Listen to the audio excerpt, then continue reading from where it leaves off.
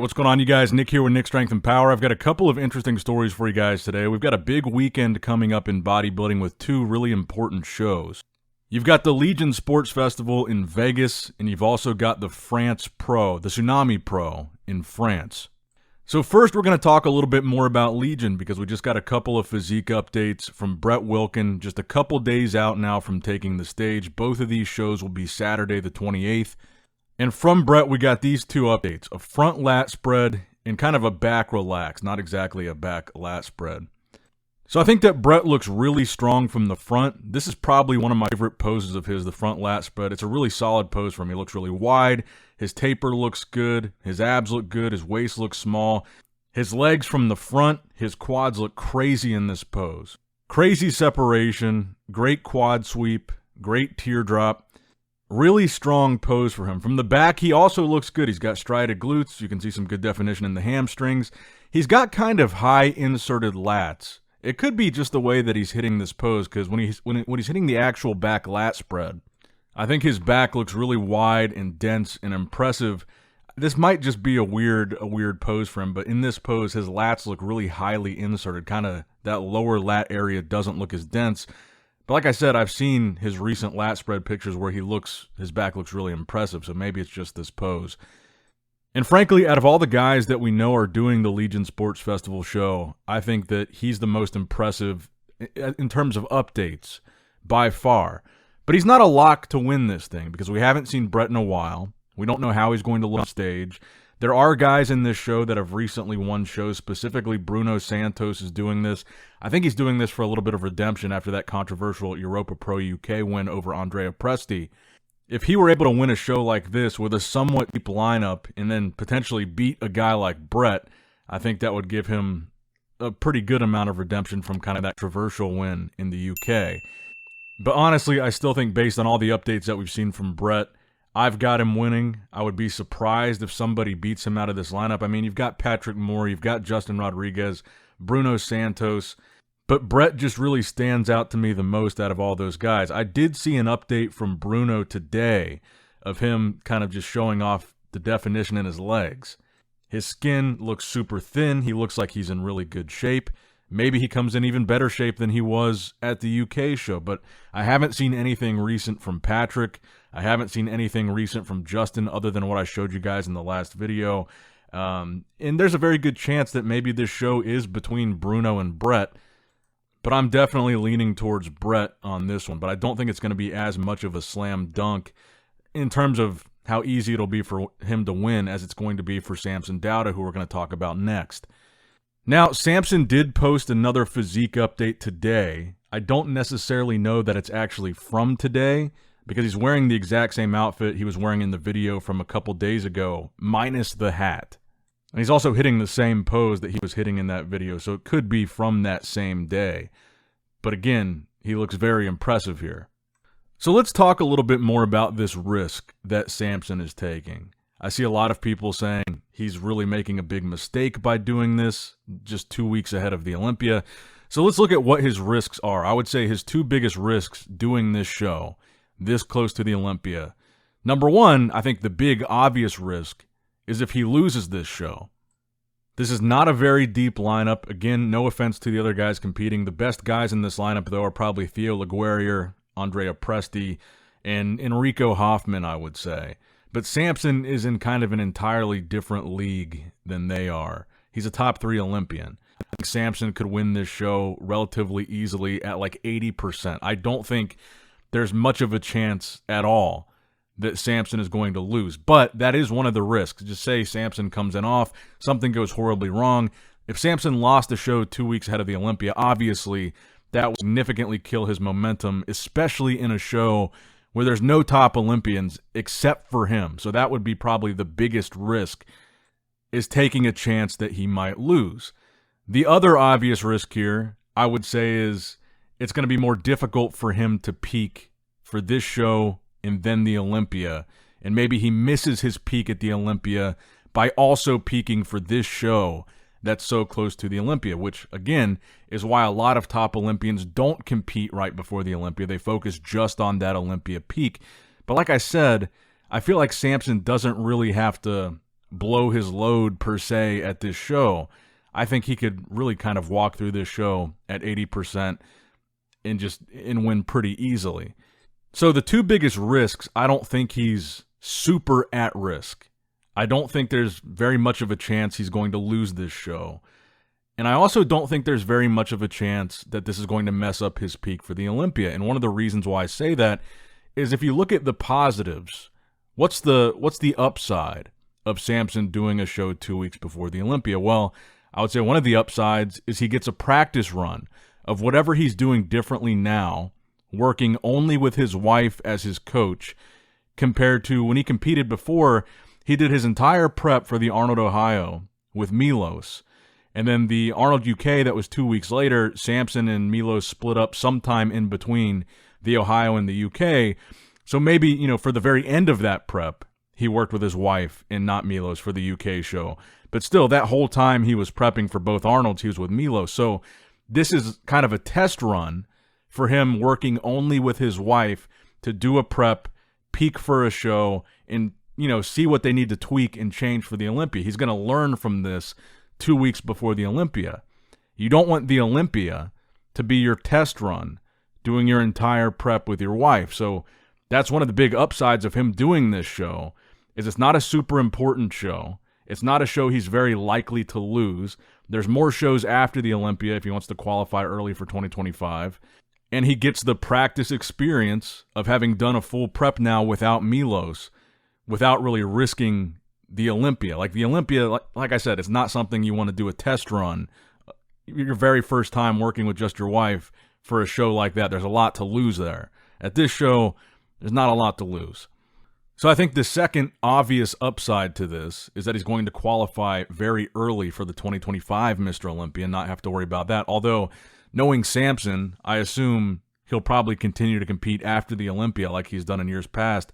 Maybe he'll do the Arnold again, who knows, but the early qualification for next year's Olympia is another big upside to this.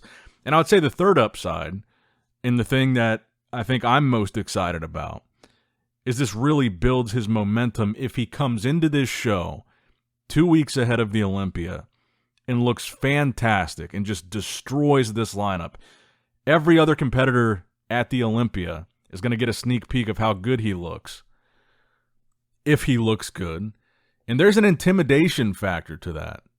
There's a momentum factor to that. There's a power factor to that. That's the badass factor. I think this is a pretty good upside to Samson. And it shows that he's really got some balls doing this. I mean, obviously, you don't see this very often for a reason, because a lot of people are afraid it's going to mess up their Olympia prep or whatever. They don't want the fans or the judges or the other competitors to see their physique ahead of time until they step on stage at the Olympia. So I think, while yes, this is kind of a risky proposition for Samson, how risky is it really? Do you really think there's much of a chance that Samson is going to lose this show?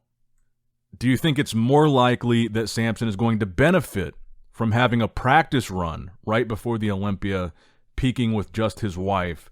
Or do you think it's more likely that this practice run will mess up his Olympia peak? I actually think it's more likely that this will be beneficial to him peaking for the Olympia than it will be from taking away from it. But I do think it's risky, and only time will tell if this was a mistake or not. I mean, obviously, if Samson comes in totally off to the Olympia and comes in really good at this France show, then hindsight is 20/20, and we can look back and say, well, obviously it was a mistake for him to do that show. But looking at it right now, I think it could be an advantage for him in several different ways. But I would be absolutely shocked if Samson somehow didn't win this show. That would be like the worst case scenario for him. And again, no disrespect to guys like Andrea, no disrespect to guys like Theo Laguerriere, but I just don't think they're in the same category as Samson. He is a top 3 Olympian. He is an Arnold Classic champ. That's a different caliber than guys that struggle to win shows. And I think that realistically, that affords him a little bit of wiggle room to where he could even come in off and win this thing. And I don't think Samson is really sweating this show. I think he's viewing this as a practice run. And I also think he's confident in how he looks. I think that's clear based on how many updates he's been posting, how transparent he's been, showing his full physique. and then doing a show right before the Olympia, I think he wants everybody to see how he's looking. He wants the other competitors. He wants the fans to see, oh, wow, Samson looks good. I think that's the strategy here. And only time will tell if that's going to turn out to be an effective strategy. But let me know what you guys think in the comments down below. Is this a good idea, bad idea, big mistake, high risk? Let me know down below. Now, next up in the news, a recent update from Wesley Vissers from his stories. A lot of people are talking about this update, specifically just the width of Wesley's back and just how wide and thick his lats are. A lot of the conversation about Wesley has been some of the similarities that he has to Chris Bumstead in terms of size, in terms of stature, in terms of height. But I would say one of the big standout elements of Chris's physique is his lats. Crazy wide lats, super visible from the front, insane front lat spread. It makes his front double bicep really show off that taper. Wesley's lats are just as wide, if not wider, than Chris's. Now, Wesley does have to compensate a little bit because his midsection is a little bit wider than Chris. So even if he has wider lats than Chris, it's just helping to further that illusion of a V-taper. I personally think there's a really strong possibility that we see Wesley end up in that second place spot at the Olympia this year. He really shows no sign of slowing down, no sign of not improving. He looks better to me than all the progress pictures that we saw going into the Arnold. Ton of detail, ton of size, super wide. I think he's going to be able to stand well with Chris. I just don't think he's going to be able to beat him, especially in the lower body. But I would say, aside from Chris Bumstead himself, Wesley to me has got to be the most improved, most exciting, and most interesting guy in classic physique of this year. And even early on in Wesley's career, he got a lot of hype online, and people would say, oh, he's not deserving of the hype, he's not delivering on it, he's not placing well. I think this is the year, and this is the moment that Wesley is delivering on that. By far the best Wesley we've ever seen, I think we're going to see on the Olympia stage this year. And I think this is him at his peak. I think this is what people saw in him, 4, 5, 6 years ago. It took him some time to get to this point, but I really think he is at the top of that division. Now, the final story that I've got for you guys today, Horse MD Marcelo De Angelis confirms that his next show will be the Romania Muscle Fest Pro. So he's 6 weeks out now, looking for some redemption from last year. Not the best showing, not last year, but the Arnold Classic this year. Not the best showing for him there, but I think he's got a great physique, one of the more aesthetic men's open guys, and a ton of potential. I really want to see him deliver on some of the hype that he's gotten, kind of like Wesley has. I think there's still some improvements for him to make to his back. I think he could still add a little bit more size without sacrificing some of that aesthetic quality of his physique. And I think there's also room for improvement with his conditioning, like what we saw at the Arnold Classic. I don't think it's going to be enough to win a show like Romania. So hopefully we see him improve some of these things, because I think he's got a great physique and I think he's got a ton of potential. And I want to see him succeed. I would like to see him on the Olympia stage. I would like to see him winning shows. And I guess the Romania show will be our first test of that. But let me know what you guys think in the comments down below. Make sure you like the video, subscribe to the channel, click that bell notification icon if you have not already. And as always, I love you guys, appreciate you guys. Nick Strength and Power, signing out.